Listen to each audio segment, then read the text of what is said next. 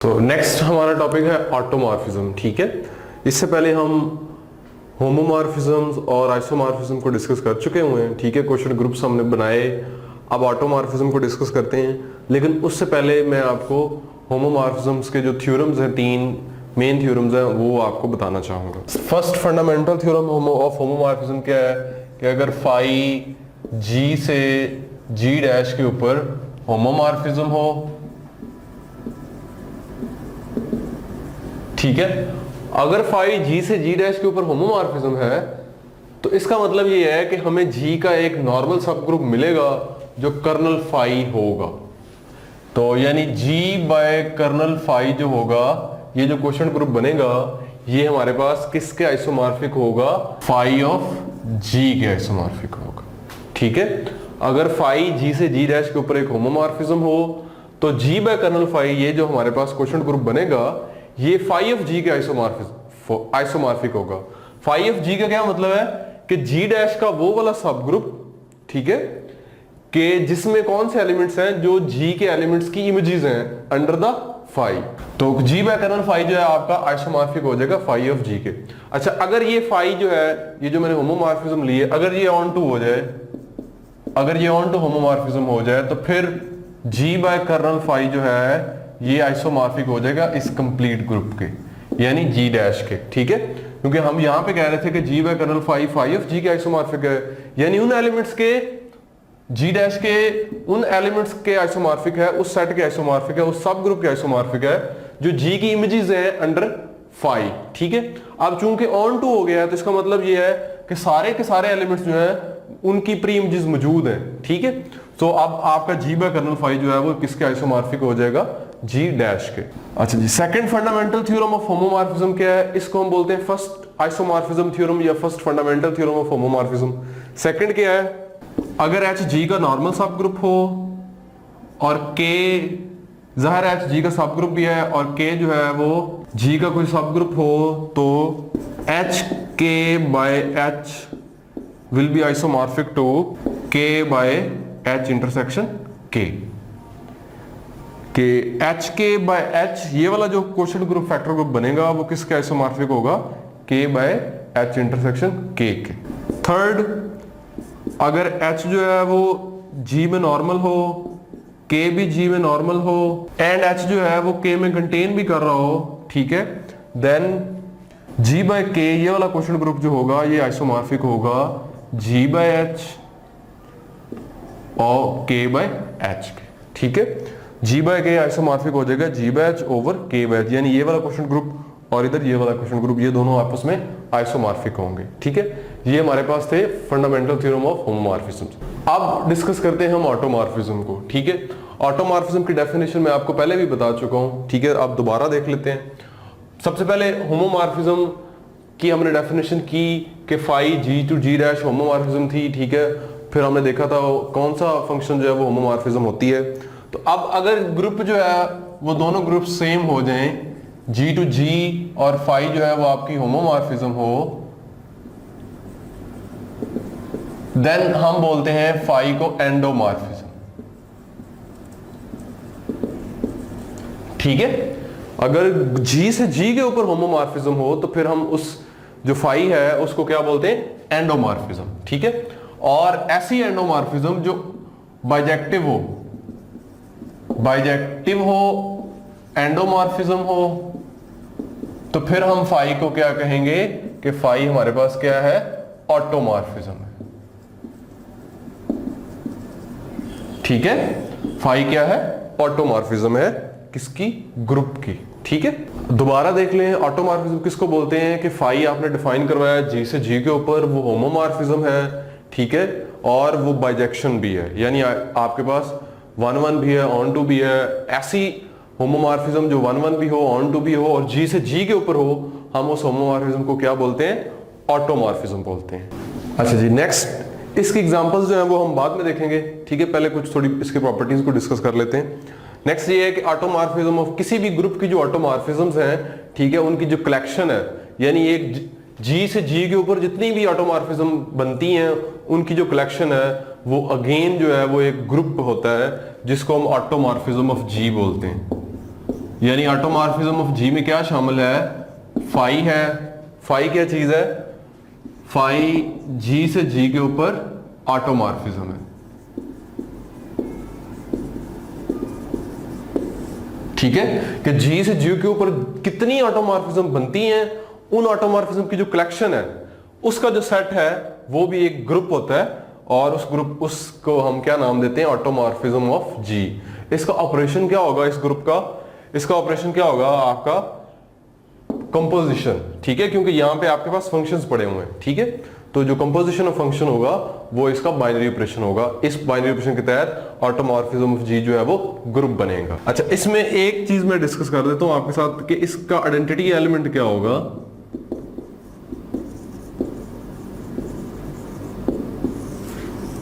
ठीक है, बाकी सब चीजें हमें प्रूव करने की कोई जरूरत ही नहीं है, ठीक है। तो आइडेंटिटी एलिमेंट क्या होगा, आइडेंटिटी एलिमेंट वो फंक्शन होना चाहिए आई जो जी से जी के ऊपर हो, होमोमॉर्फिज्म भी हो और वो बाइजेक्शन भी हो। तो वो कौन सा होगा, वो आपके पास आइडेंटिटी फंक्शन होगा, यानी आई ऑफ जी आपके पास क्या होगा, जी होगा, for all G belongs to G. Identity function ये वाला जो है I of G is equal to G, यानी जिस एलिमेंट के ऊपर भी आप आई को ऑपरेट कर रहे हैं वही एलिमेंट जो है वो उसका इमेज आ रहा है। तो ये जो फंक्शन है ये आपका 1 1 भी है, ऑन टू भी है, ये होमोमॉर्फिज्म भी है, ठीक है। आप इजीली इसको वेरीफाई कर सकते हैं, और ये फंक्शन जो है ये इस ग्रुप की आइडेंटिटी एलिमेंट के तौर पे काम करेगा, ठीक है। बाकी जो क्लोजर लॉ है, तो दो फंक्शंस हैं, ये फंक्शंस हैं, कंपोजिशन के बाद अगर दो फंक्शन से कंपोजिशन लेंगे अगेन एक फंक्शन ही आएगा, वो होमोमॉर्फिज्म भी है, 1 1 भी है, ऑन टू भी है, तो क्लोजर लॉ भी होल्ड करेगा, एसोसिएटिव भी, आइडेंटिटी भी हमें मिल गया, इनवर्स भी जो है वो होल्ड करता है इसमें, ठीक है। सो ऑटोमॉर्फिज्म ऑफ जी जो है ये आपके पास ग्रुप है under the operation of composition of functions. Next हम देखते हैं इनर ऑटोमॉर्फिज्म को। सो इनर ऑटोमॉर्फिज्म क्या है, let a belongs to G b a fixed element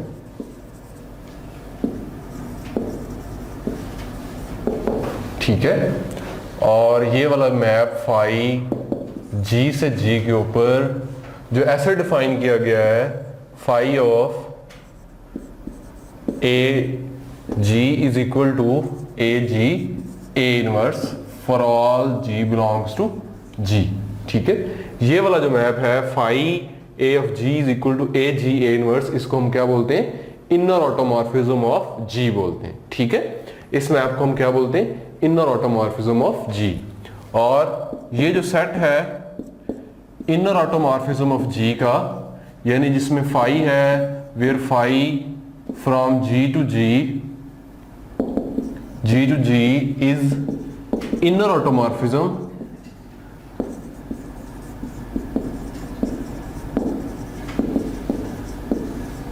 ये जो सेट है जिसमें इस सेट के एलिमेंट्स कौन से हैं, इस सेट में फाई है। फाई क्या चीज है, जी से जी के ऊपर एक इनर ऑटोमॉर्फिज्म है, ठीक है। यानी इस सेट के अंदर, इनर ऑटोमॉर्फिज्म ऑफ जी वाले सेट के अंदर हमारे पास इनर ऑटोमॉर्फिज्म है सारी जी से जी के ऊपर जितनी भी हैं, ठीक है। उनकी जो कलेक्शन है, ये वाला जो सेट है इसको मैंने डिनोट किया है इनर ऑटोमॉर्फिज्म ऑफ जी से, ठीक है। ये हमारे पास एक ग्रुप बनता है, ठीक है।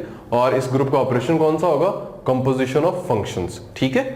और इसकी आइडेंटिटी क्या होगी, आइडेंटिटी होगी जो आपके पास आइडेंटिटी फंक्शन जो है वो वाला होगा, यानी हम उसको ऐसे डिनोट कर सकते हैं, इसी तरह डिफाइन करवा सकते हैं। आप ए को ई ले लें, ठीक है, फिक्स्ड एलिमेंट, तो ये आपके पास बनेगी E G A inverse for all G belongs to G, तो ये क्या बन जाएगा, आई ई ऑफ जी, ये आपके पास जी बन जाएगा। यानी ये वही आइडेंटिटी मैप जो हमने जब ऑटोमॉर्फिज्म का ग्रुप लिखा था उसके अंदर जो हमारे पास आइडेंटिटी मैप आ रहा था, जो आइडेंटिटी ऑटोमॉर्फिज्म आ रही थी, जो उस सेट का आइडेंटिटी एलिमेंट आ रहा था, एक्चुअली ये वही है, ठीक है। तो ये आपके पास जो set of inner automorphism of G है उसका जो आइडेंटिटी एलिमेंट है वो ये वाला मैप है, ठीक है। और इसमें इनवर्सेस भी एग्जिस्ट करेंगे और बाकी सारे जो एक्सियम्स हैं ग्रुप के वो भी होल्ड करते हैं, और ये इनर ऑटोमॉर्फिज्म ऑफ जी जो है ये ग्रुप बनता है under the operation composition of functions. And जो इनर ऑटोमॉर्फिज्म ऑफ जी का सेट है ये हमेशा नॉर्मल सब ग्रुप होता है set of all automorphism of G, ठीक है। जो इनर ऑटोमॉर्फिज्म ऑफ जी का जो सेट है वो सब ग्रुप भी है ऑटोमॉर्फिज्म ऑफ जी वाले सब ग्रुप का, और इसका नॉर्मल सब ग्रुप भी है, ठीक है। और इसके अलावा एक इंपॉर्टेंट रिजल्ट है हमारे पास इनर ऑटोमॉर्फिज्म ऑफ जी के लिए।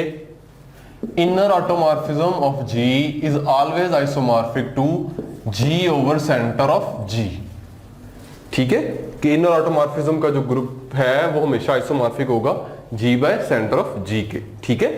अच्छा, अब इस रिजल्ट को अगर हम देखें कि इनर ऑटोमॉर्फिज्म ऑफ जी हमारे पास नॉर्मल सब ग्रुप है ऑटोमॉर्फिज्म ऑफ जी का, इसका मतलब है हमें एक होमोमॉर्फिज्म मिलेगी, ठीक है, या हम ये कह सकते हैं कि हम automorphism of G over inner automorphism of G ये वाला क्वोशंट ग्रुप बना सकते हैं, ठीक है।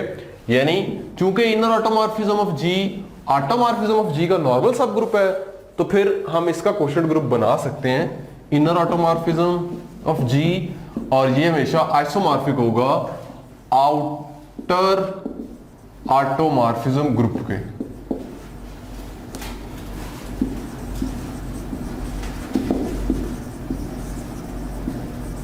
ठीक है, ये आपके पास हमेशा आइसोमॉर्फिक होगा आउटर ऑटोमॉर्फिज्म ग्रुप के, automorphism of G over inner automorphism of G, ठीक है। अब इसको हम एग्जांपल से देखते हैं, ठीक है। जी को हम कंसीडर कर लेते हैं Z5।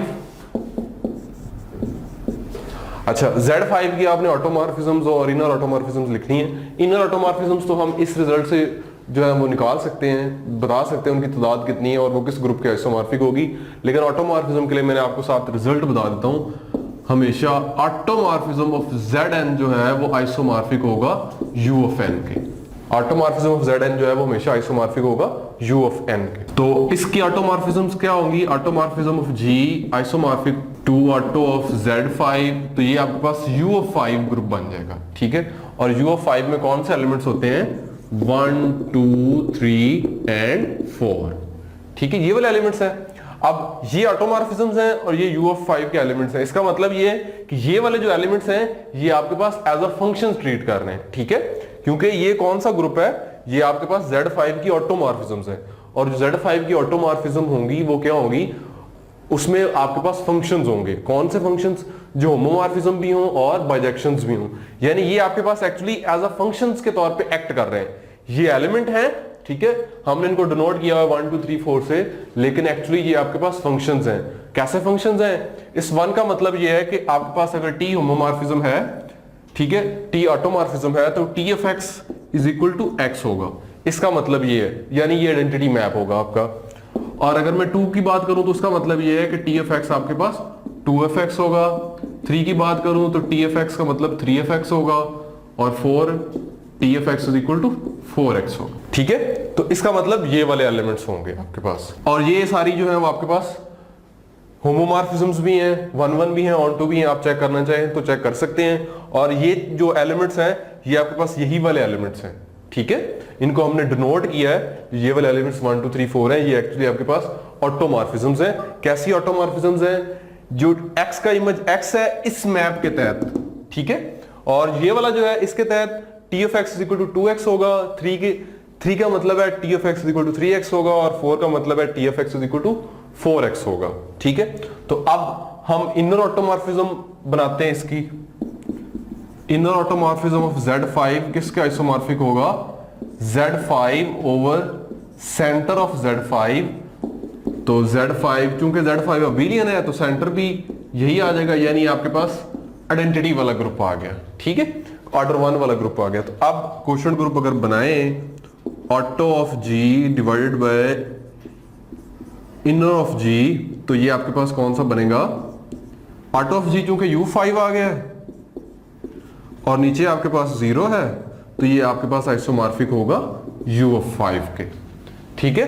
तो यानी ये जो ग्रुप बन गया है, ये वाला जो हमने लिखा हुआ है, ये आपके पास क्या चीज है? Outer automorphism group. तो ये एक एग्जांपल हमने की जिसमें हमने Z5 की जो है ना वो ऑटोमॉर्फिज्म्स को देखा, ठीक है।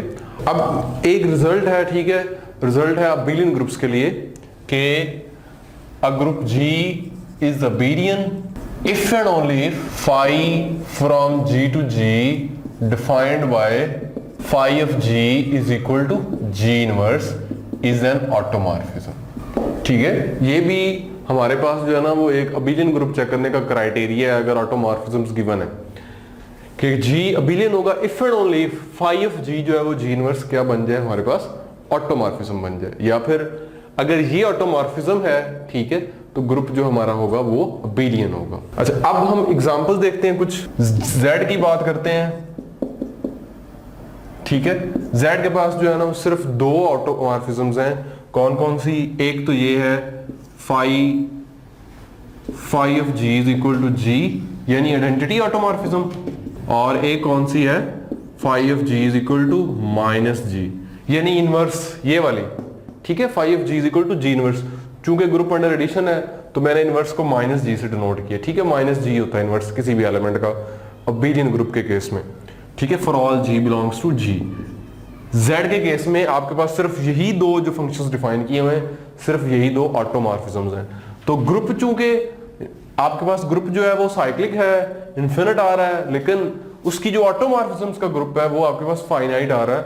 ठीक है, तो जरूरी नहीं है कि अगर G जो है वो आपके पास इन्फिनिट हो तो उसकी ऑटोमॉर्फिज्म्स का जो ग्रुप है वो भी इन्फिनिट होगा। ठीक है, इस एग्जांपल से ये चीज भी हमें क्लियर हो रही है कि ग्रुप अगर खुद इन्फिनिट है, ठीक है, तो जरूरी नहीं है कि उसका जो ऑटोमॉर्फिज्म ग्रुप होगा वो भी इन्फिनिट हो। यहाँ पे जस्ट आपके पास जो ऑटोमॉर्फिज्म ऑफ Z है उसमें सिर्फ दो एलिमेंट्स हैं, यानी ऑटोमॉर्फिज्म ऑफ Z जो होगा वो आपके पास किसके आइसोमॉर्फिक होगा? Z2 के। ठीक है, इसमें दो एलिमेंट्स हैं, दो एलिमेंट्स वाला जो ग्रुप होता है वो कौन सा होता है?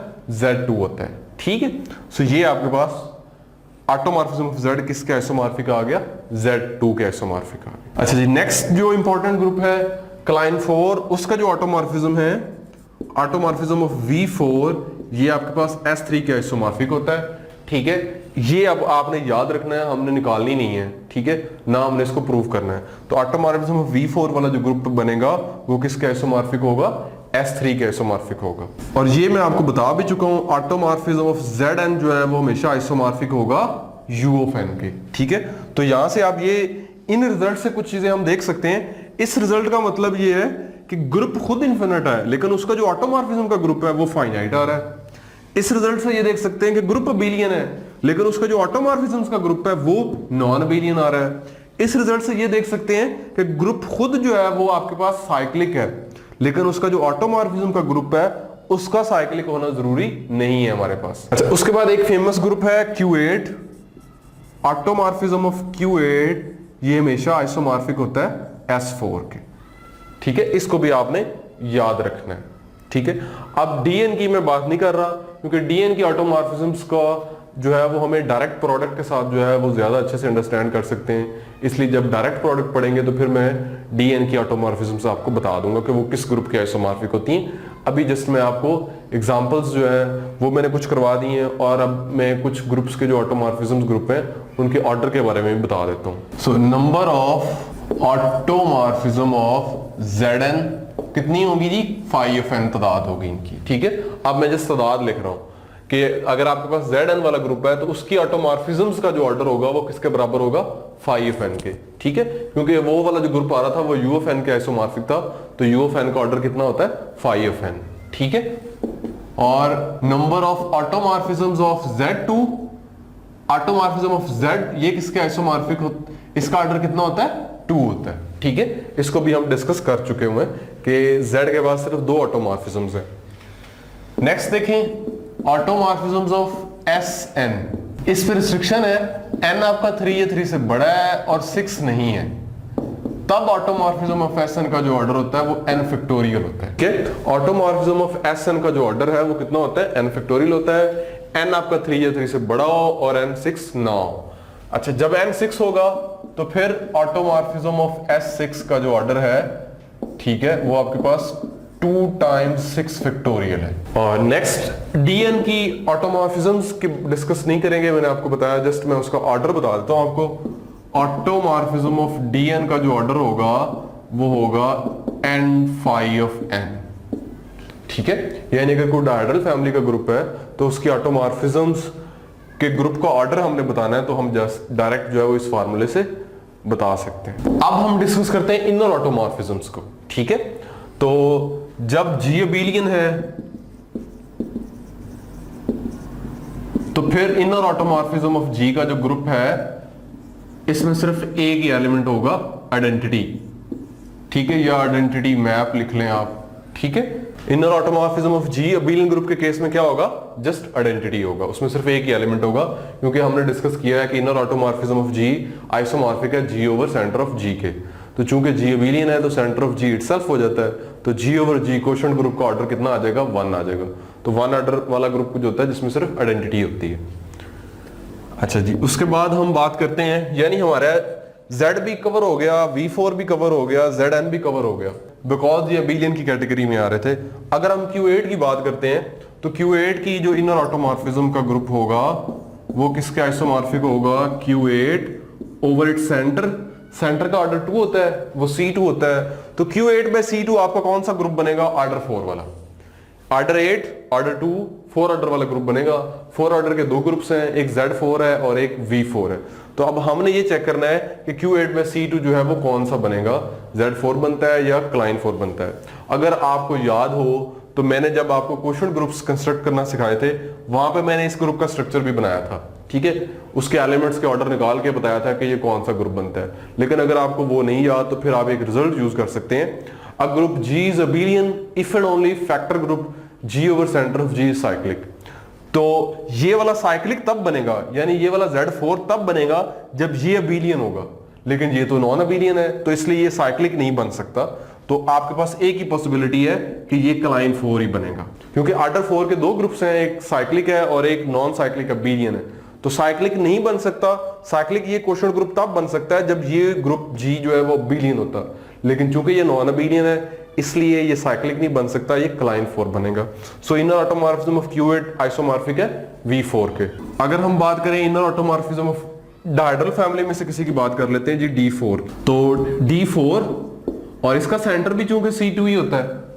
ठीक है, D4 के सेंटर में 1 और R स्क्वायर आते हैं, R आपकी रोटेशन होती है। ठीक है, तो अब यूजिंग प्रीवियस रिजल्ट, जो हमने पहले वाला रिजल्ट यहां पे यूज किया है, उसी रिजल्ट को यूज करेंगे तो हमारे पास ये Klein 4 ही आएगा, Z4 नहीं आ सकता। ठीक है, और अगर हम बात करें Sn वाली फैमिली की, तो Sn ओवर इट सेंटर क्या होता है, identity for all n greater than equal to 3 के लिए।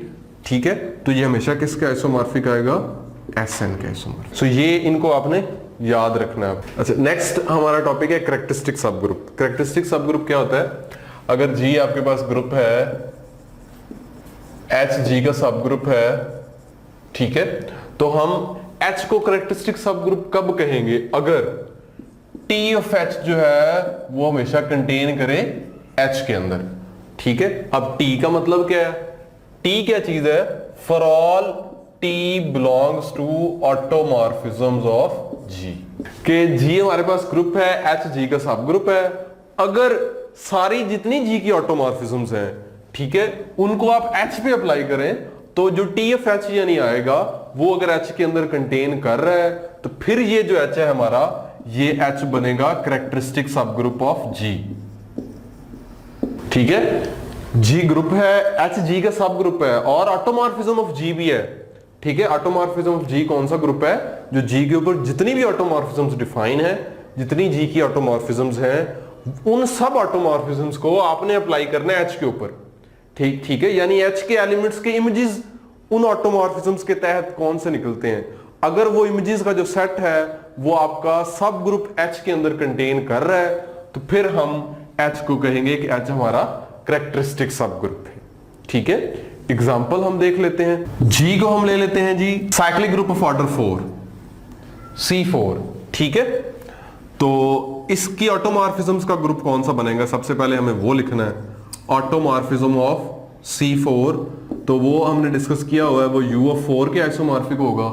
U ऑफ 4 में कौन से एलिमेंट्स होंगे, 1 होगा और 3 होगा। ठीक है, तो चूंकि ये ऑटोमॉर्फिज्म्स का ग्रुप है, इसका मतलब ये वाले फंक्शंस हैं। ठीक है, ये कैसे फंक्शंस हैं, इस 1 का मतलब ये है कि अगर आप T को ऑटोमॉर्फिज्म लें तो जो 1 है उसका मतलब ये है कि T of x is equal to x आएगा, यानी आपका आइडेंटिटी मैप होगा। और इसका मतलब है कि T ऑफ x आपका x क्यूब आएगा। ठीक है, क्योंकि मैंने C4 में एलिमेंट्स लिए हुए हैं E A A square a cube, ठीक है, अंडर मल्टीप्लीकेशन दिया हुआ है। तो टी ऑफ एक्स एक्स और T of x is equal to x cube, ये मेरे पास दो मैप्स आएंगे, ठीक है। अब एच में ले लेता हूं, एच इसका सब ग्रुप में लेता हूं, ऑर्डर 2 वाला इसका सब group E and A square, ठीक है। अब इसके ऊपर मैं टी अप्लाई करता हूं, ये वाला टी ऑफ एच यानी T of E and T of A square. तो इस मैप के अकॉर्डिंग टी ऑफ ई क्या आना चाहिए, ई आना चाहिए, और टी ऑफ ए स्क्वायर क्या आना चाहिए, ए स्क्वायर आना चाहिए, ठीक है। क्योंकि हम जिस एलिमेंट के ऊपर टी को अप्लाई करेंगे अगेन वही एलिमेंट आपके पास आना चाहिए। तो ये टी ऑफ एच तो एच के अंदर कंटेन कर रहा है, ठीक है। अब हम इस टी के लिए चेक करते हैं, T of E and T of A square. तो इसका क्या मतलब है जी, T of x equal to x cube, यानी इसका क्यूब लेना आपने, ई का क्यूब और ए स्क्वायर का क्यूब। तो ये आपके पास क्या आएगा, ई का क्यूब ई होता है, ये ए की पावर 6 बनेगी, चूंकि ए की पावर 4 आइडेंटिटी है तो ये आपके पास ए स्क्वायर बनेगा, यानी ये भी आपका ये भी आपका एच के अंदर कंटेन कर रहा है, ठीक है। तो चूंकि C4 की दो ही ऑटोमॉर्फिज्म्स थी, उन दोनों ऑटोमॉर्फिज्म्स को हमने एच पे अप्लाई किया, तो जो टी ऑफ एच जो इमेजेस बन रहे थे वो एच के अंदर कंटेन कर रहे थे, वो एक्चुअली एच ही बन रहा था, ठीक है। सो ये जो एच होगा हमारा कैरेक्टरिस्टिक सब ग्रुप होगा क्लाइन 4 का, ठीक है। तो क्या बन गया, एच जो है वो कैरेक्टरिस्टिक सब ग्रुप बन गया जी का। एच इज कैरेक्टरिस्टिक सब ग्रुप ऑफ C4, ठीक है। ओके हो गया हमारे पास। करना क्या है, आपने सबसे पहले ग्रुप, जो भी ग्रुप लिखा है सबसे पहले उसकी ऑटोमॉर्फिज्म्स का ग्रुप लिखना है आपने, उसके बाद सब ग्रुप लें और उन सब ऑटोमॉर्फिज्म्स को आप सब ग्रुप के ऊपर अप्लाई करें, ठीक है। यानी उन सब यानी आपने उस सब ग्रुप के एलिमेंट्स के उन सब ऑटोमॉर्फिज्म्स के तहत इमेजेस निकालने हैं, ठीक है। तो जो इमेजेस का सेट बनेगा अगर वो अगेन सब ग्रुप एच के अंदर कंटेन कर रहा है, यानी वो एच आ जाए या एच का सबसेट आ जाए, ठीक है, तब हमारा एच जो होगा वो कैरेक्टरिस्टिक सब ग्रुप बनेगा जी का। चलिए एक और एग्जांपल देख लेते हैं हम, जी को ले लेते हैं जेड अंडर एडिशन, ठीक है। और हमें पता है जी इसकी ऑटोमॉर्फिज्म्स कौन सी हैं, उसका जो ग्रुप है वो Z2 के आइसोमॉर्फिक था, ठीक है, यानी उसमें एलिमेंट्स थे 0 और 1। H को मैं ले लेता हूं E, 0 ±2 ±4 ±6। अच्छा, तो ये ऑटोमॉर्फिज्म ऑफ G का ग्रुप है Z2 के आइसोमॉर्फिक, और H हमने ले लिया E 0 ±2 ±4 ±6। अब G Z2 की जो ऑटोमॉर्फिज्म्स है, Z की जो ऑटोमॉर्फिज्म का ग्रुप है वो Z2 के बराबर है, इसमें ये दो एलिमेंट्स हैं। चूंकि ये ऑटोमॉर्फिज्म वाला ग्रुप है तो ये elements as a function treat कर रहे हैं, यानी 0 का मतलब है कि T of x is equal to x है, यानी हर एलिमेंट जो है वो अपने ऊपर, हर एलिमेंट का इमेज वही है, T of x is equal to x है। और इस 1 का मतलब क्या है, ठीक है, उसके लिए हम देखते हैं कि Z के अंदर मैंने डिस्कस किया कि आपके पास सिर्फ दो ऑटोमॉर्फिज्म है, एक आइडेंटिटी ऑटोमॉर्फिज्म है और दूसरी इन्वर्जन आइसोमॉर्फिक ऑटोमॉर्फिज्म, यानी G जो है वो अपने इनवर्स के ऊपर मैप करता है, ठीक है। तो T of x is equal to x inverse क्या होगा, यहां पे -x होगा, ठीक है। ये दो एलिमेंट्स आपके हैं इस ग्रुप के अंदर। अगर आप देखना चाहते हैं इसका ऑर्डर 1 है, इसका ऑर्डर 2 है, ये आइडेंटिटी है, इसका ऑर्डर 1 ही होगा, इसका ऑर्डर अगर आप देखना चाहते हैं तो इसका ऑर्डर 2 होगा। चेक कर लें आप, टी ऑफ -x, तो ये आपके पास x आ जाएगा, यानी t का जो ऑर्डर है इस एलिमेंट का, टी ऑफ x का ऑर्डर जो है वो 2 है। सो ये आपके पास दो मैप्स हैं, बेसिकली ऑटोमॉर्फिज्म्स है G के, ठीक है। अब हमने इनको अप्लाई कर रहा है E के ऊपर, तो जब आप अप्लाई करेंगे टी ऑफ E ये वाला, यानी आपने x के ऊपर अप्लाई करना है, तो जवाब आपके पास x ही है, तो यही एलिमेंट्स अगेन आ जाएंगे 0 ±2 ±4 ±6 अप टू सो ऑन, ठीक है। अच्छा, जब ये t अप्लाई करेंगे आप, T of x equal to -x, यानी जो एलिमेंट है x उसके साथ आपने -x माइनस लगाना है, तो फिर भी यही एलिमेंट्स ही आएंगे, ठीक है। 0 ±2 ±4, इनके साथ माइनस लगा भी लें तो कोई फर्क नहीं पड़ेगा, वही एलिमेंट्स अगेन आ जाएंगे। तो ये दोनों ऑटोमॉर्फिज्म्स के लिए हमारे पास H के अंदर कंटेन कर रही हैं, ठीक है। सो E जो होगा हमारा वो कैरेक्टरिस्टिक सब ग्रुप होगा G का। अच्छा जी, अब कुछ रिजल्ट्स हैं उनको डिस्कस करते हैं कि एवरी कैरेक्टरिस्टिक सब ग्रुप जो है वो नॉर्मल सब ग्रुप होता है। ठीक है, कि हर वो सब ग्रुप जो कैरेक्टरिस्टिक हो वो हमेशा नॉर्मल ही होता है। लेकिन इसके कन्वर्स की बात अगर हम करें तो इस स्टेटमेंट का कन्वर्स ट्रू नहीं है। वो क्यों ट्रू नहीं है, उसके लिए हमें एक काउंटर एग्जांपल मिल गई है। तो अब हम वो काउंटर एग्जांपल को डिस्कस करते हैं। तो अब हम देखते हैं कि हर नॉर्मल सब ग्रुप जो है वो कैरेक्टरिस्टिक सब ग्रुप नहीं होता। तो एग्जांपल जी को कंसीडर करें क्यू अंडर एडिशन और एच कंसीडर करें जेड अंडर एडिशन। ग्रुप ये लिया है, सब ग्रुप ये लिया है। ये एच जो है वो जी का नॉर्मल सब ग्रुप है क्योंकि क्यू अबेलियन है। अबेलियन ग्रुप का हर सब ग्रुप नॉर्मल ही होता है। ठीक है, तो हमने ये चेक करना है कि एच जो है वो कैरेक्टरिस्टिक नहीं है। अच्छा, अब एच कैरेक्टरिस्टिक नहीं है, इसका मतलब ये है कि हमें कोई एक ऑटोमॉर्फिज्म ऐसी मिलेगी क्यू की कि जिसको अगर आप इस जेड के ऊपर अप्लाई करें तो जो आपके इमेजेस आएंगे, ठीक है, अंडर दैट ऑटोमॉर्फिज्म वो जेड के अंदर कंटेन नहीं करेंगे। ठीक है, अगर मैं ये वाला मैप ले लेता हूं phi of x is equal to x by 2, phi जो है वो आपका क्यू से क्यू के ऊपर है। ठीक है, ये वाला जो मैप है ये आपके पास ऑटोमॉर्फिज्म है। ठीक है, आप बड़ी आसानी से इसको चेक कर सकते हैं। ठीक है, ये ऑटोमॉर्फिज्म है क्यू की। ठीक है, लेकिन अगर आप इसको अप्लाई करते हैं जेड के ऊपर, फाई ऑफ जेड के ऊपर, तो जेड में आपके पास एक एलिमेंट ऐसा है, 3 आप एलिमेंट ले लें तो फाई ऑफ 3 क्या आ जाएगा, 3/2 आ जाएगा। ठीक है, तो फाई ऑफ जेड जो है वो जेड के अंदर कंटेन नहीं कर रहा क्योंकि आपको कम से कम एक एलिमेंट तो ऐसा मिल रहा है ना। फाई ऑफ 1 ले लें वो 1/2 आएगा। ठीक है, तो ये जेड के अंदर कंटेन नहीं करता। सो फाई ऑफ जेड जो है वो जेड का सबसेट नहीं आ रहा। ठीक है, सो जेड फिर हमारा जो है वो कैरेक्टरिस्टिक सब ग्रुप नहीं बनेगा। जेड इज नॉट कैरेक्टरिस्टिक सब ग्रुप ऑफ क्यू।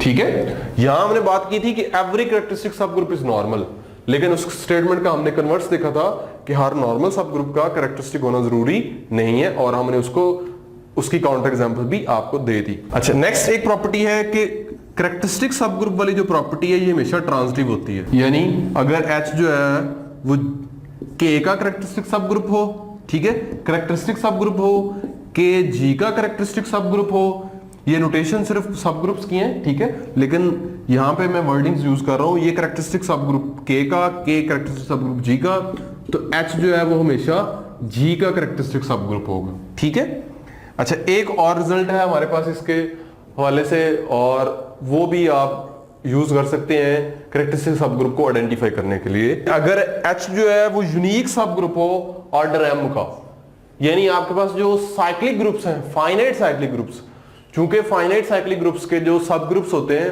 वो हर ऑर्डर के यूनिक ही होते हैं, तो फाइनाइट साइक्लिक ग्रुप का हर एक सब ग्रुप जो है वो कैरेक्टरिस्टिक सब ग्रुप होगा। तो ये कैरेक्टरिस्टिक सब ग्रुप था। ठीक है, अब हम डिराइव्ड सब ग्रुप्स को देखते हैं। नेक्स्ट हमारा टॉपिक है कम्यूटेटर या डिराइव्ड सब ग्रुप। तो उससे पहले हमें कम्यूटेटर की डेफिनेशन देखनी है कि दो एलिमेंट्स अगर आप ए और बी जी के लेते हैं तो उनका कम्यूटेटर कैसे डिफाइन होता है, ए बी, ये वाली ब्रैकेट, और ये किसके इक्वल होता है, a b a inverse b inverse.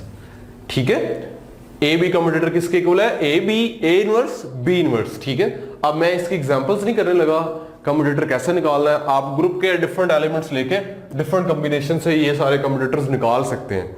ठीक है, क्योंकि अगर मैं निकालने बैठ गया तो फिर आधा घंटा इस एग्जाम्पल पे लग जाना है। कम्यूटेटर की डेफिनेशन मैंने आपको बता दी, अब हम डिराइव्ड सब ग्रुप की तरफ जाएंगे और उसकी एग्जांपल्स मैं आपको करवा दूंगा। तो डिराइव्ड सब ग्रुप क्या होता है, डिनोट करते हैं हम उसको G डैश से। ठीक है, इसका मतलब होता है सब group generated by all commutators of G।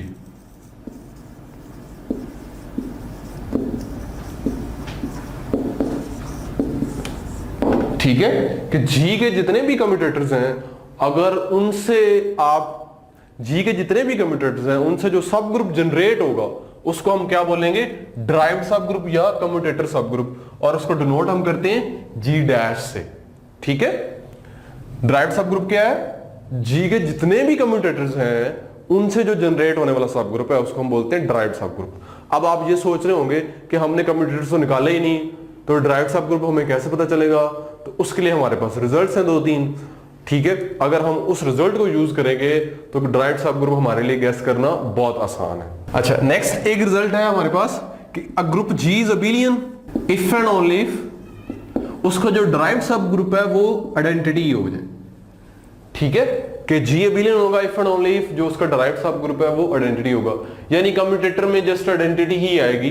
और अगर आप इस कम्यूटेटर की डेफिनेशन देखते हैं, अगर जी अबिलियन होगा तो ये एलिमेंट्स आपस में कम्यूट कर जाएंगे, ए इनवर्स यहां ले जाएं, बी इनवर्स बी को वहां ले जाएं, ए और ए इनवर्स आइडेंटिटी हो जाएगा, बी और बी इनवर्स भी आइडेंटिटी हो जाएगा। तो आप जो मर्जी कॉम्बिनेशंस ले लें एलिमेंट्स के, हमेशा कम्यूटेटर क्या आना है, आइडेंटिटी आना है। ठीक है, तो जी अबिलियन कब होगा, इफ एंड ओनली इफ जी का जो डिराइव्ड सब ग्रुप है वो क्या आ जाए, आइडेंटिटी आ जाए। अच्छा, जी डैश जो यानी डिराइव्ड सब ग्रुप जो है वो हमेशा जी के अंदर नॉर्मल सब ग्रुप होता है। नॉर्मल सब ग्रुप होता है, इसका मतलब है कि हम क्वोशंट ग्रुप बना सकते हैं जी by G dash, ji over ji dash हम क्वोशंट ग्रुप बना सकते हैं, चूंकि जी डैश जो है वो जी के अंदर नॉर्मल है। अच्छा जी, नेक्स्ट एक रिजल्ट है, और ये रिजल्ट जो है, इस रिजल्ट को यूज करके मैं सब ग्रुप्स जितने भी मेरे पास फेमस ग्रुप्स हैं उनके डिराइव्ड सब ग्रुप्स को लिखूंगा। G dash is the smallest subgroup, smallest subgroup of G for which G by G dash is abelian.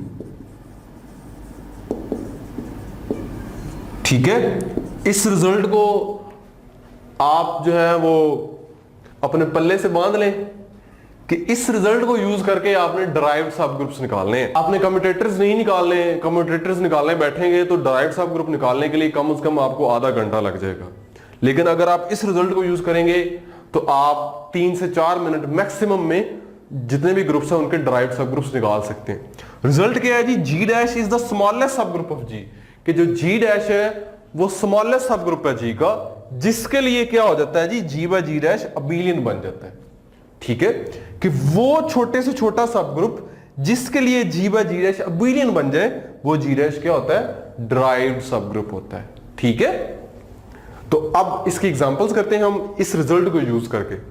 तो अबिलियन का तो जो है वो केस आप निकाल दें, क्योंकि हमने अबिलियन के लिए तो क्या ही दिया है जी कि उसका जो डिराइव्ड सब ग्रुप है वो क्या होता है, आइडेंटिटी होता है। ठीक है, तो उसको हम डिस्कस ही नहीं करते, हम नॉन अबिलियन ग्रुप्स की बात करते हैं। सबसे पहले हम बात करते हैं S3 की। तो S3 की बात करते हैं, हमने जी डैश किसको कहा है, स्मॉलेस्ट सब ग्रुप है जी का, और फिर जी डैश नॉर्मल भी है जी में, यानी हमने S3 के नॉर्मल सब ग्रुप्स लिखने हैं, क्योंकि अगर हम नॉर्मल सब ग्रुप्स लिखेंगे तो फिर जी बाय जी डैश जो है वो आपके पास क्वोशंट ग्रुप बनता है। तो इसके नॉर्मल सब ग्रुप्स लिखे हैं, कौन कौन से हैं जी, नॉर्मल सब ग्रुप्स कौन कौन से हैं, एक तो आइडेंटिटी है, एक A3 है, और एक ये इटसेल्फ S3 है। ठीक है, अब मैंने बनाने हैं quotient groups ji by G dash, यानी ये मेरे जी डैश हैं। ठीक है, इनमें से कोई एक मेरा जी डैश बनेगा। तो अगर मैं जी बाय ई बनाता हूं तो ये मेरे पास जी के आइसोमॉर्फिक आ जाएगा, और ये नॉन अबिलियन है, अबिलियन नहीं बन रहा। सो ई मेरा जो है वो डिराइव्ड सब ग्रुप नहीं हो सकता, क्योंकि उसको मैं डिराइव्ड सब ग्रुप तब कहूंगा जब वो स्मॉलेस्ट होगा और जिसके लिए ये क्वोशंट ग्रुप अबिलियन बन जाए, लेकिन यहां क्वोशंट ग्रुप अबिलियन नहीं बन रहा। अगर मैं दूसरा ग्रुप कंसीडर करता हूं जो नॉर्मल सब ग्रुप है, जी बाय A3 कर लूं, तो जी S3 है, S3 बाय A3 हमेशा C2 के आइसोमॉर्फिक होता है, उसका ऑर्डर 6 है, इसका ऑर्डर 3 है, 6 बाय 3 ऑर्डर 2 वाला बनेगा, ये C2 के आइसोमॉर्फिक हो गया, अबिलियन बन गया। ठीक है, तो इसका मतलब क्या है कि A3 S3 का डिराइव्ड सब ग्रुप है, जी डैश क्या आ गया आपका, A3 आ गया। ठीक है, अगर आप S3 के लिए चेक करना चाहते हैं तो वो भी हम कर लेते हैं, जी बाय S3, ऊपर भी S3 नीचे भी S3, तो आपके पास क्या आ गया, आइडेंटिटी आ गया। अब अबिलियन तो ये बन गया है, क्वोशंट ग्रुप अबिलियन तो बन गया है, लेकिन स्मॉलेस्ट नहीं है S3, S3 से छोटा हमें एक सब ग्रुप मिल गया था जिसके लिए जी बाय जी डैश जो है वो क्वोशंट ग्रुप अबिलियन बन गया था। सो हमारा जो डिराइव्ड सब ग्रुप है S3 का वो क्या है, A3 है। ठीक है, नेक्स्ट हम बात करते हैं जी Q8 की बात कर लेते हैं। Q8 के नॉर्मल सब ग्रुप्स थे E -1 1 ऑर्डर 2 वाला और ऑर्डर 4 वाले 3 थे, मैं उनमें से एक लिख लेता हूं, और Q8। अब मुझे क्वोशंट ग्रुप्स बनाने हैं, अगर मैं Q8 ओवर E बनाऊंगा तो Q8 ही बनेगा, अबिलियन नहीं बनेगा। जब मैं ये बनाता हूं Q8/C2, ये C2 है, तो ये आइसोमॉर्फिक किसके होगा? इतनी दफा मैं आपको ये बता चुका हूं, Q8/C2 हमेशा क्लाइन 4 के आइसोमॉर्फिक होगा। ठीक है, अगर आपको अब भी याद नहीं आता तो पिछले जो लेक्चर्स हैं क्वेश्चन ग्रुप्स वाले वो दोबारा देख लीजिएगा। तो Q8/C2 V4 के आइसोमॉर्फिक हो जाता है, तो अबिलियन बन गया। ये स्मॉलेस्ट सब ग्रुप है, इससे छोटे किसी सब ग्रुप के लिए क्वेश्चन ग्रुप अबिलियन नहीं बन रहा। सो हमारा जो G डैश होगा इस केस में वो क्या होगा? C2 होगा। अगर इसके लिए चेक करेंगे ये आपके पास C4 है, तो Q8/C4 C2 बनेगा। अबिलियन तो बन गया, लेकिन C4 स्मॉलेस्ट नहीं है, क्योंकि C4 से पहले हमें C2 के लिए वो स्मॉलेस्ट मिल गया है क्वेश्चन ग्रुप। सो हमारा ड्राइव सब ग्रुप क्या है? C2। अच्छा, नेक्स्ट हम देखते हैं जी D4 की बात करते हैं। D4 में एलिमेंट्स हैं E, R, R², R³ S, RS, R² S, R³ S। ठीक है, मुझे इसके नॉर्मल सब ग्रुप्स लिखने हैं, तो वो कौन कौन से होंगे? E होगा, सेंटर होगा, ऑर्डर 4 वाला होगा, 1 R² R³। अच्छा, ये ऑर्डर 4 वाला यूनिक नहीं है, एक और भी ऑर्डर 4 वाला इसका सब ग्रुप मिलता है, ये वाला E R² S R² S। ठीक है, और एक Q8, एक D4 इटसेल्फ लिख लें आप। ठीक है, ये मैंने कुछ लिखे हैं इसके नॉर्मल सब ग्रुप्स, में भी कुछ और भी मिल जाए, क्योंकि मैंने सारे नहीं लिखे। ठीक है, आप चेक कर लीजिएगा कि क्या ऑर्डर 4 का कोई और भी सब ग्रुप इसमें मिलता है। अगर ऑर्डर 4 का कोई और मिलेगा तो जाहिर है वो भी नॉर्मल ही होगा। ठीक है, अब मैंने सारे इसलिए लिखे क्योंकि मुझे यकीन है कि इनमें से किसी एक के लिए ये वैलिड हो जाएगा, हमें ड्राइव सब ग्रुप मिल जाएगा हमें। तो D4/E में क्वेश्चन ग्रुप नहीं बनाऊंगा, क्योंकि ये वाला क्वेश्चन ग्रुप अबिलियन ही नहीं बन रहा। अगर मैं इसकी बात करता हूं D4 ये C2 है, तो ये किसके आइसोमॉर्फिक होगा? V4 के। ऑर्डर 8 वाला non abelian group divided factor group किसके साथ बनाना है? C2 के साथ। ये ऑर्डर 4 रह जाएगा। ऑर्डर 4 के दो ग्रुप्स हैं, Z4 और V4। Z4 इसलिए नहीं बन सकता क्योंकि रिजल्ट है हमारे पास a group G is abelian if and only if factor group G by center of G is cyclic। so cyclic नहीं ये बन सकता क्योंकि ये G itself non abelian group है, so V4 ही बन सकता है। अब V4 जो मैंने क्वेश्चन ग्रुप बनाया वो मेरे पास अबिलियन आ गया। ठीक है, अबिलियन आ गया, सो जो ड्राइव सब ग्रुप होगा इस केस में वो क्या होगा? C2 होगा। अच्छा, अब मैं G को A4 ले लेता हूं।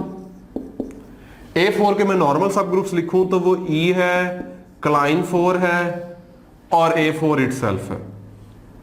ठीक है, यही है।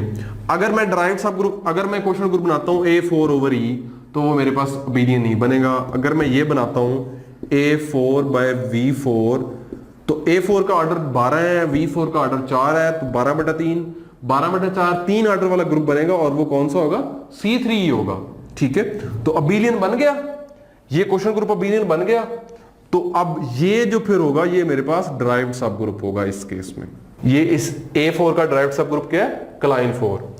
अब आपके लिए एक असाइनमेंट है कि आपने G = S4 लेना है। इसके नॉर्मल सब ग्रुप्स मैं आपको बता देता हूं, और आपने ड्राइव्ड सब ग्रुप जो है वो खुद निकालना है। इस तरह से निकालना है, क्वेश्चन ग्रुप्स बना के। ठीक है, स्मॉलेस्ट नॉर्मल सब ग्रुप जिसके लिए G/N जो है वो आपका अबिलियन बन जाए, तो वो N जो होगा वो हमारे पास ड्राइव्ड सब ग्रुप होगा। अच्छा, अब एक रिजल्ट है, जस्ट वो लिख लेते हैं। अगर K कोई नॉर्मल सब ग्रुप हो G का, और G/K जो है वो अबिलियन हो, K कोई नॉर्मल सब ग्रुप होगा वो G का, और G/K अबिलियन हो।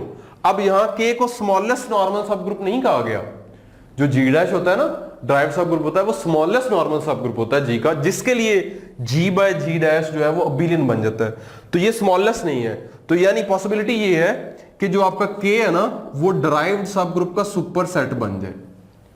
यानी पॉसिबिलिटी ये है कि जो K है वो G' को कंटेन करेगा, यानी वो G' भी हो सकता है और G' का कोई सुपर सेट भी हो सकता है। जैसे आप इस यहां पे बात कर लें, ये आपके पास नॉर्मल सब ग्रुप है Q8 का, ठीक है, और जिसके लिए Q8 by this group abelian भी बन रहा है।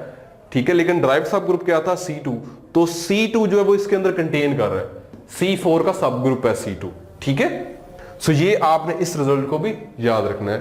And that is the end of derived सब ग्रुप। तो नेक्स्ट हम एमसीक्यूज की तरफ आते हैं। डिराइव्ड सब ग्रुप, कैरेक्टरिस्टिक सब ग्रुप और जो ऑटोमॉर्फिज्म्स वाला हमने टॉपिक पढ़ा हुआ। तो सबसे पहले देखें इनर ऑटोमॉर्फिज्म ऑफ D4 किसके आइसोमॉर्फिक होगी। इनर ऑटोमॉर्फिज्म्स के लिए मैंने आपको एक रिजल्ट बताया था, हमेशा हम उसको यूज करेंगे कि inner automorphism of any group G is always isomorphic to G by centre of G। चूंकि ग्रुप D4 है तो D4 का सेंटर क्या होता है C2, यानी उसके सेंटर में दो एलिमेंट्स ही होते हैं ना, 1 और R स्क्वायर, तो वो C2 के आइसोमॉर्फिक होगा। तो D4 बाय C2 बन गया। अब D4 का ऑर्डर 8 है, C2 का ऑर्डर 2 है, तो यानी ये क्वेश्चन ग्रुप बनेगा ऑर्डर 4 का। ठीक है, अब ऑर्डर 4 के कौन से ग्रुप्स यहाँ पे गिवन है, V4 और Z4। ये तो ऑर्डर 4 है ही नहीं ना, इसका ऑर्डर 4 है। ठीक है, सो हमें इन दोनों में से देखना है कि इन दोनों में से कौन सा बनेगा। अब हम फिर वही रिजल्ट यूज करेंगे, अ group G is abelian if and only factor group G by centre of G is cyclic. तो ये साइक्लिक तब बनेगा जब G अबिलियन होगा, लेकिन चूंकि यहाँ पे G नॉन अबिलियन है इसलिए ये साइक्लिक नहीं बन सकता, यानी ये Z4 नहीं बन सकता। तो ओनली पॉसिबिलिटी कौन सी है आपके पास, क्लाइन 4 की। सो ए आपकी ट्रू ऑप्शन होगी। अच्छा नेक्स्ट देखिए, ऑटोमॉर्फिज्म ऑफ ZP किसके बराबर है। तो ये भी मैंने आपको बताया हुआ है जी, automorphism of Zn is always isomorphic to U of n। ठीक है, अब चूंकि ग्रुप कौन सा है, ZP है, ZP ये हमेशा किसके आइसोमॉर्फिक होगा, U ऑफ P के।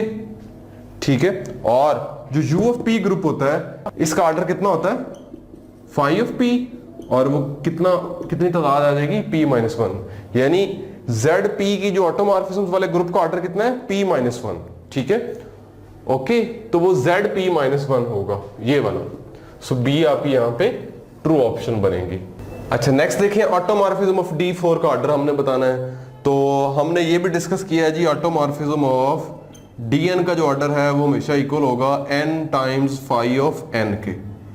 चूंकि n यहाँ पे 4 है तो लगाएं जी 4 फाई ऑफ 4, फाई ऑफ 4 2 होता है, तो क्या आ गया, 8 आ गया।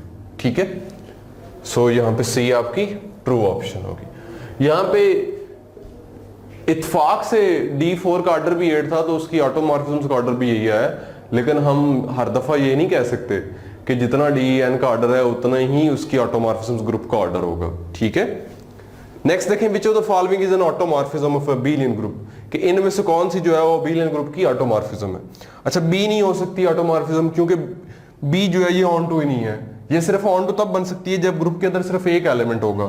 क्योंकि इस मैप का क्या मतलब है कि जितने भी एलिमेंट्स G के अंदर हैं उन सब की इमेज G जो आपने को रेंज सेट बनाया है, कोड डोमेन बनाई है, उसके अंदर सिर्फ आइडेंटिटी पे मैप कर रहे हैं सारे एलिमेंट्स, तो ऑन टू नहीं होगा। अगर आप इनको देखते हैं इसके लिए आप एग्जांपल्स देख लें। हमने ये देखना है साइक्लिक ग्रुप ऑफ ऑर्डर 2 हम ले लेते हैं C2 जिसमें एलिमेंट्स हैं E एंड A। इनके ऊपर जब हम फाई ऑफ x डिफाइन करवाते हैं तो क्या होगा, phi of x is equal to x square. Okay, phi of E निकालें, E स्क्वायर, E आ गया। फाई ऑफ A निकालें, A स्क्वायर, वो भी क्या आ गया, E आ गया। तो ये वाला मैप भी आपका ऑन टू नहीं बन रहा। ठीक है, अब अगर आप दूसरा देखना चाहते हैं तो C3 ले लें, A स्क्वायर, इसमें phi of x is equal to x cube ले लें। फाई ऑफ E निकालें, E का क्यूब, E आ गया। फाई ऑफ A निकालें, A का क्यूब, E आ गया। फाई ऑफ A स्क्वायर निकालें, A स्क्वायर का क्यूब, वो भी आपके पास क्या आ गया, E आ गया। तो ये भी आपके पास ऑन टू नहीं बन रही। ठीक है, और ये तो हमें उस रिजल्ट से क्लियर है जो हमने एक रिजल्ट मेंशन किया था कि a group G is abelian if and only if the inversion is an automorphism. Inversion का मतलब phi of x is equal to x inverse. ठीक है, तो ये आपकी ऑटोमॉर्फिज्म होगी G अबेलियन ग्रुप के लिए। तो नेक्स्ट देखें, which of the following is true, इनमें से कौन सा ट्रू है। फर्स्ट ऑप्शन देखें, ए एवरी कैरेक्टरिस्टिक सब ग्रुप इज नॉर्मल, कि हर कैरेक्टरिस्टिक सब ग्रुप जो वो नॉर्मल होता है, तो ये स्टेटमेंट ट्रू है। जब मैंने आपको कैरेक्टरिस्टिक सब ग्रुप के बारे में बताया था तो वहां पे ये मेंशन किया था कि हर कैरेक्टरिस्टिक सब ग्रुप जो है वो हमेशा नॉर्मल सब ग्रुप होगा G का, तो यानी ये स्टेटमेंट हमारी ट्रू है। नेक्स्ट देखें, every normal subgroup is characteristic, कि हर नॉर्मल सब ग्रुप कैरेक्टरिस्टिक होगा, तो ऐसा होना जरूरी नहीं था। हमने इसकी एग्जांपल भी चेक की थी, हमने बताया था वहां पे कि Z जो है ये सब ग्रुप तो है Q का और नॉर्मल भी है, Z जो है वो आपका नॉर्मल सब ग्रुप है Q का, लेकिन Z जो है वो कैरेक्टरिस्टिक सब ग्रुप Q का नहीं था। हमने इसको एग्जांपल के अंदर देखा भी था। सो ये स्टेटमेंट ट्रू नहीं है। नेक्स्ट देखें, S3 इज नॉट मेटाबिलियन ग्रुप, कि S3 मेटाबिलियन ग्रुप नहीं है। मेटाबिलियन ग्रुप वो होता है जिसका डिराइव्ड सब ग्रुप जो है वो एक अबेलियन सब ग्रुप हो, ठीक है, जिसका डिराइव्ड सब ग्रुप जो है वो अबेलियन हो। तो इसका जो डिराइव्ड सब ग्रुप होता है S3 का, वो आपके पास क्या होता है, A3 होता है, वो अबेलियन है।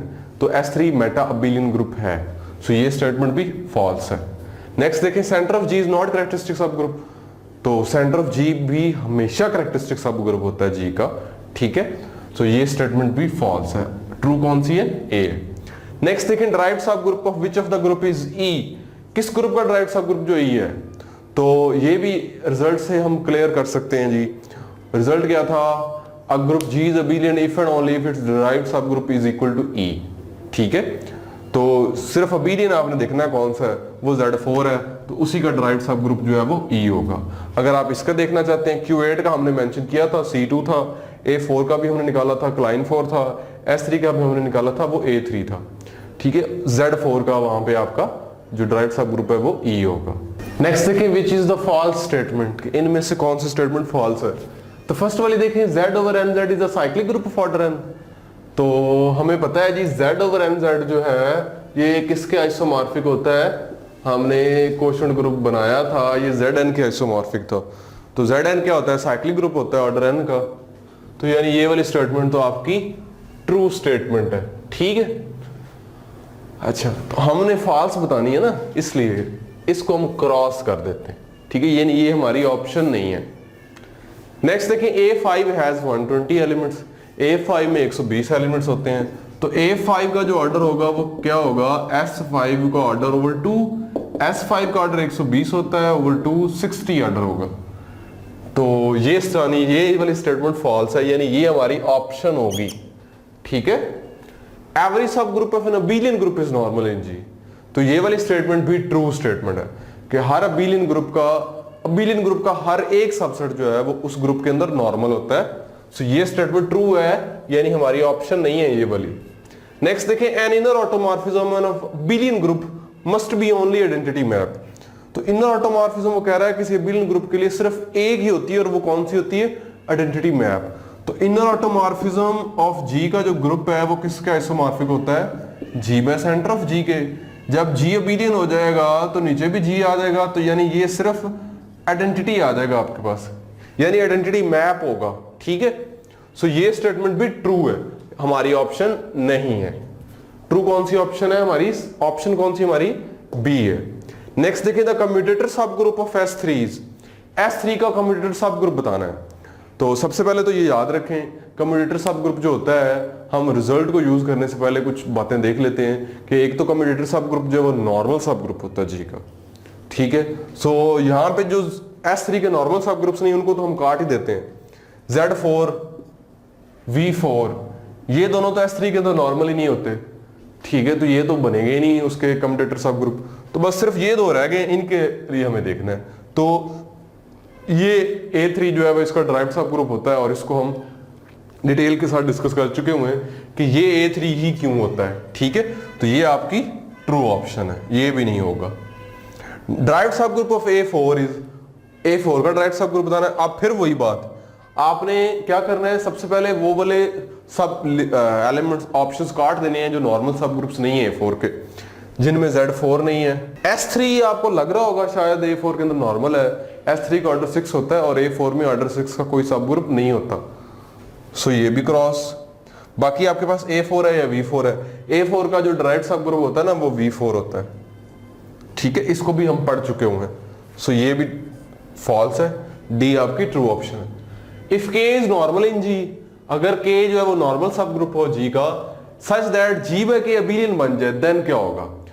अच्छा, हमारे पास जो रिजल्ट था डायरेक्ट सब ग्रुप के वो क्या था कि G डैश जो है वो स्मॉलेस्ट नॉर्मल सब ग्रुप होगा G का, जिसके लिए G बाय K अबेलियन बनता है।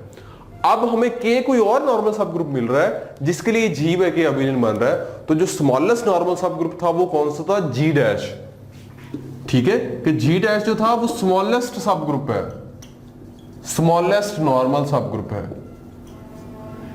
For which G by K is abelian,